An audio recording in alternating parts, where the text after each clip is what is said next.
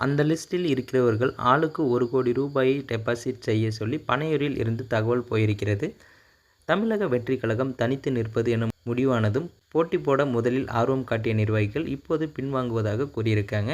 விருப்பமானவையை ஆன்லைனில் வாங்கும் முடிவில் விஜய் இருப்பதாக கூறப்பட்டிருக்காங்க. 234 தொகுதிகளுக்கும் வேட்பாளர்கள் இருக்கிறார்கள் என தமிழக வெற்றி கழகத்தை நோக்கி கேள்விகள் எழ அதை உறுதி செய்ய அந்த கட்சி ஒரு செயல் திட்டத்தை நடைமுறைப்படுத்தியிருக்கு. அதாவது கட்சியோட மாவட்ட செயலாளர்கள் மூலமாக தேர்தலுக்கு பணம் செலவழிக்கிறவர் யார், திமுக அதிமுகவில் சீட்டு கிடைக்காமல் இருக்கிறவர் யார் என ஒரு லிஸ்ட் தயார் செய்ய சொல்லி இருக்கிறது தமிழக வெற்றி கழக தலைமை அலுவலகம்.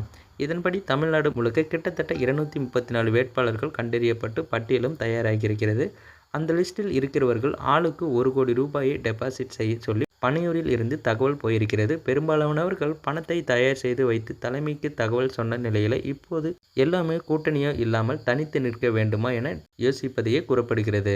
எப்படியும் கடைசி நேரத்தில் விஜய் NDA கூட்டணிக்கு போய்விடலாம், அப்படி போனால் ஜெயிக்கிறது நிச்சயம் என பணத்தை தயார் செய்தவர்கள் இப்போது பின்வாங்குகிறார்கள் என கூறப்படுறாங்க.